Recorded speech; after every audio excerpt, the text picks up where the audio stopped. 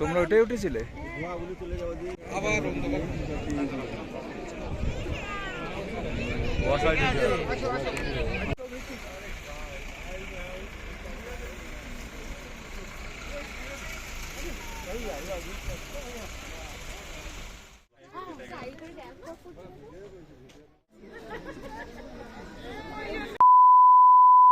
আজকে আমাদের দার্জিলিংয়ে 5th ডে। তো আমরা দার্জিলিংয়ে এই হোমস্টেটা নিয়েছি। দেখো আমাদের রুমটা। আমরা সকালবেলা উঠে পড়েছি। তো এইখানে কালকে আমরা মোটামুটি 3খানা সাইট সিন দেখে নিয়েছি। একটা হচ্ছে বাতাসিয়া লুপ, আর একটা হচ্ছে দার্জিলিং একটা মনেস্ট্রি, আর কালকে দার্জিলিং ম্যালটা গিয়েছিলাম রাত্রিবেলা। তো এইটা হচ্ছে আমাদের রুমটা, দেখে নাও জাস্ট।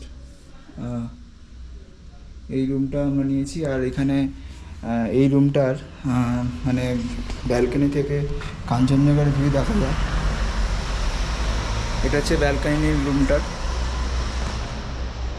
তো এইখান দিয়ে সোজাসুজি কাঞ্চনজঙ্ঘার ভিউটা দেখা যায়, কিন্তু ওয়েদার খুবই খারাপ, যার জন্য পুরো একদম মেঘ পুরো ভর্তি, সামনের দিকটা দেখা যাচ্ছে না কিছু। তো সামনে দিয়ে রাস্তা যাচ্ছে এবং নিচ দিয়ে একদম টয় ট্রেন যায়। এখান থেকে টয় ট্রেনের লাইনটা দেখতে পাচ্ছি তোমরা। এইটা হচ্ছে আমাদের হোটেলের মানে ডাইনিং রুমটা। এখানে আমরা খাওয়া দাওয়া করছি। কালকে রাত্রিরে আমরা এখানে খেয়েছিলাম, লাঞ্চ ডিনার সব এখানেই আমরা করেছি রাত্রিবেলা। তো এখানে এখন আমরা ব্রেকফাস্ট করবো, ব্রেকফাস্ট করে তারপরে সাইট সিনগুলো দেখতে বেরোবো।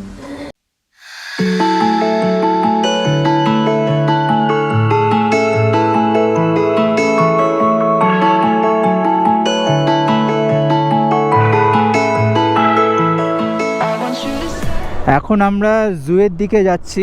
এই দার্জিলিংয়ের জুটা খুব ফেমাস, মানে এখানে জুটা খুব ভালো, মানে অনেক কিছু আছে জুতে দেখার মতো। পান্ডা ফান্ডা আছে, রেড পান্ডা আছে। আর আমরা ওই টাইগার হিলে যাওয়ার জন্য টাউন অফিস থেকে পারমিশন করাতে হয়, মানে বাইকের পারমিট করাতে হয়।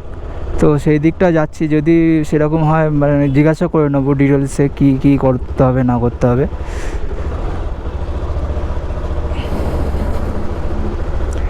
আর আমাদের হোটেল থেকে জুয়ের 5 কিলোমিটার ডিস্টেন্স জুটা।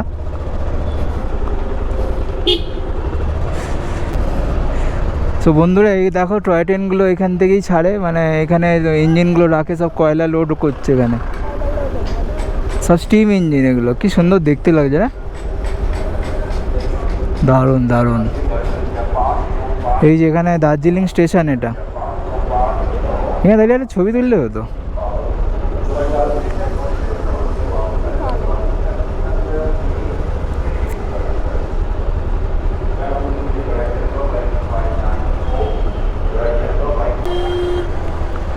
তো ফ্রেন্ডস এটা একটা মার্কেট, দেখো এটা চায়না মার্কেট বলে নাকি এখানে, মানে জুতো টুতো সবই পাওয়া যাচ্ছে, অনেক দোকানও আছে এখানে। দার্জিলিংয়ে একটা জিনিস খুব দেখছি যে গাড়ির জ্যাম প্রচণ্ড রয়েছে। দেখো লাইন পড়ে গেছে পুরো গাড়ির। এখানে আসতে গেলে না সকাল সকাল ঢুকে যাওয়াই ভালো, তাহলে জ্যামে ফাঁসতে হবে।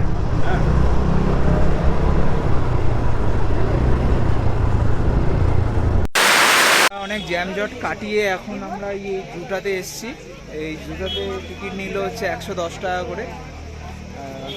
তো এইবার এখানে ঢুকবো, আর প্রচণ্ড ভিড় হয়েছে জুতে।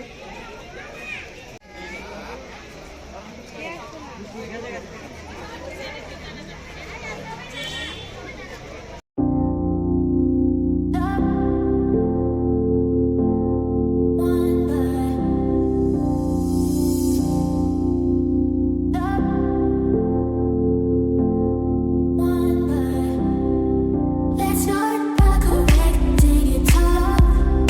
Now you're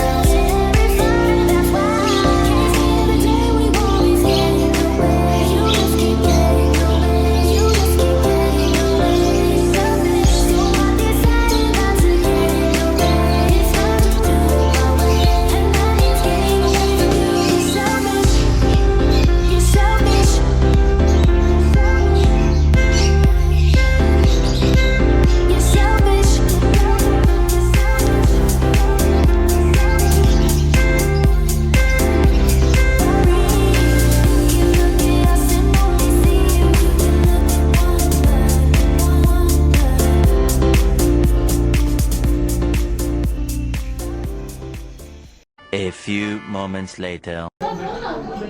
আমরা জুতে ঘুরতে ঘুরতে খিদে পেয়ে গেছে, তো আমরা একটা রেস্টুরেন্টে ঢুকলাম, জুয়ের মধ্যেই রয়েছে এটা। তো আমরা থুপকা অর্ডার দিয়েছি। রেস্টুরেন্টে দেখো,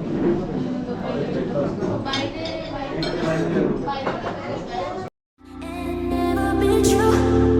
It's so funny now how clearly I can see you. You're never wrong and I'm never right, and you win all the rounds. Terrified, that's why can't stand the day we always get in your way. You just keep getting your way. You just keep getting your way. এইটা হচ্ছে দার্জিলিংয়ের একটা mountaineering institute, মানে এখানে যারা এই পাহাড়ে টাহাড়ে ওঠে তাদের মানে ট্রেনিং দেয়, পাহাড়ে ওঠার জন্য ট্রেনিং এখানে দেওয়া হয়। তো এখানে টিকিট কাউন্টার আছে, টিকিট করে ঢুকতে হবে এখানে, করে পাহাড়ে ওঠে সব ভিডিও আছে।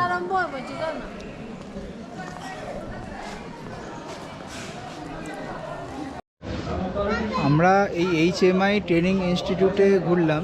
এখানে মানে একটা মিউজিয়াম আছে, দারুণ দেখার জিনিস, মানে অনেক কিছু রয়েছে। আমি অনেক মিউজিয়াম দেখেছি, মানে পুরনো এনশিয়েন্ট জিনিসপত্র দেখেছি, কিন্তু এরকম মানে মাউন্ট এভারেস্ট রিলেটেড জিনিসপত্রগুলো সব মিউজিয়ামে রয়েছে। কী করে মানে ক্লাইম্ব করে মাউন্ট এভারেস্টে, কী করে মানে কোন কোন ইকুইপমেন্টগুলো ইউজ করে, খুব ভালো লাগলো দেখে, মানে আমার এত অসাধারণ লেগেছে।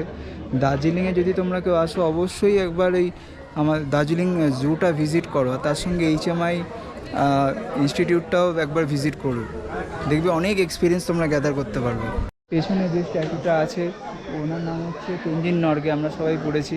তেনজিং নরগে উনি উঠেছিলেন 1953 সালে মাউন্ট এভারেস্ট উঠেছিলেন। তো ওনার স্ট্যাচু দেওয়া আছে এখানে।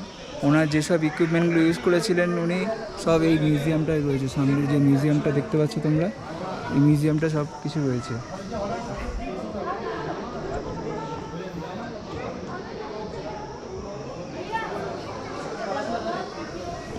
না, আমার অসাধারণ লেগেছে এই মিউজিয়ামটা ঘুরে, খুব ভালো লেগেছে। আর এর সঙ্গে মানে অনেক জন্তু জানোয়ারও রয়েছে এই জুটাতে।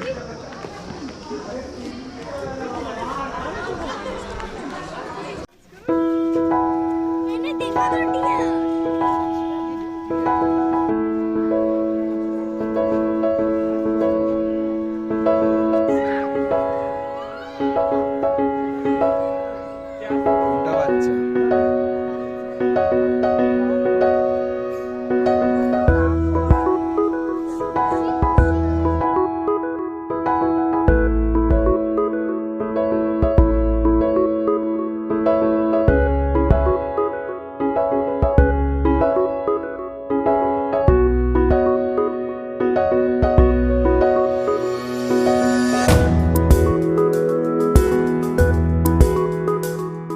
Six hours later. এখন আমরা ক্যাভেন্টাসে এসেছি রেস্টুরেন্টে। তো ক্যাভেন্টাস এখানকার খুবই একটা রিনাউন্ড রেস্টুরেন্ট। তো এখানে আমরা কালকে খেতে গেছিলাম কিন্তু বন্ধ হয়ে গেছিলো। তো আজকে এখানে এসে যে চাটা খাবো আর চিকেন সসেজ অর্ডার করেছি। তো আমরা সবাই এসেছি, যারা যারা আমরা এসেছিলাম বাইক নিয়ে।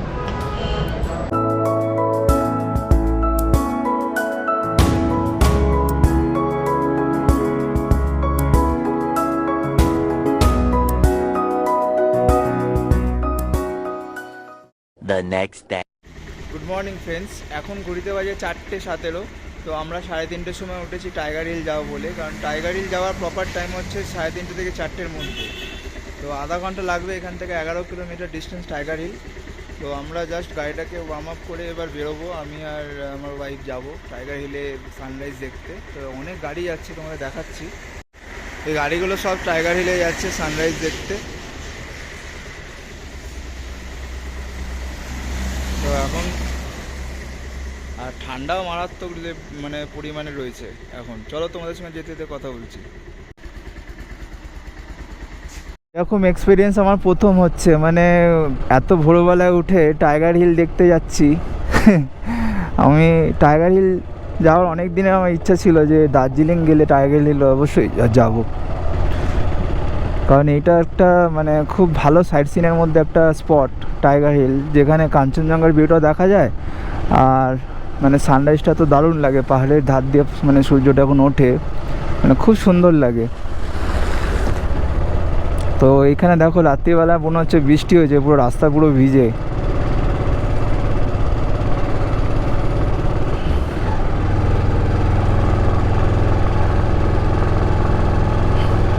আর আমরা এই টাইগার হিল দেখে বাড়ি এসে ব্রেকফাস্ট করে স্নান করে বেরিয়ে যাব আমাদের বাড়ির উদ্দেশ্যে। আজকেই আমাদের লাস্ট দিন দার্জিলিংয়ে। আমরা টাইগার হিল চলে এসেছি, কিন্তু আমরা বাইক নিয়ে আসতে পারিনি যেহেতু আমাদের কাছে পাস ছিল না। তো আমরা এই রিজার্ভ গাড়ি করে এলাম। পার হেড 200 টাকা করে নিল আপ ডাউন, মানে যাওয়ার জন্য 100 আর আসার জন্য 100।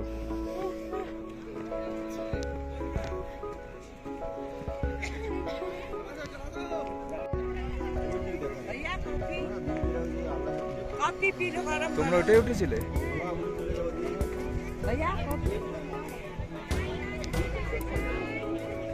এখানেই তো দাঁড় করিয়ে দিয়ে সবাইকে।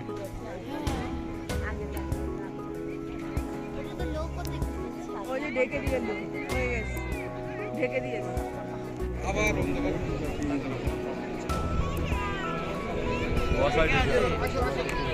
বাচ্চা কাচ্চা নিয়ে আর আগে চলে যাবে।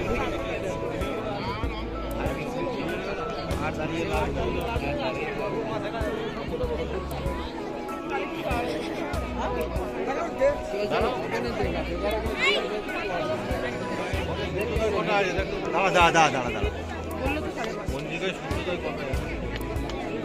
সোয়াশি জায়গাটা আছে, এটা দিয়ে সানরাইজ হবে, কিন্তু এখন ওয়েদার প্রচণ্ড খারাপ। ওয়েদার খারাপের জন্য এখন কিচ্ছু দেখা যাচ্ছে না, শুধু মেঘই দেখা যাচ্ছে। এখানে মারাত্মক পরিমাণে মেঘ, এত মেঘ যে সামনে তো কিছুই দেখা যাচ্ছে না, ভিজিবিলিটি একদম জিরো। তো আমরা টাইগার হিলে তো এসেছি, কিন্তু সানরাইজ দেখতে পেলাম না। মানে 5:37-এ সানরাইজ হয়, সানরাইজ হয়ে গেছে অলরেডি, কিন্তু এখনও সূর্যের দেখা পাইনি। মারাত্মক পরিমাণে ঠান্ডা।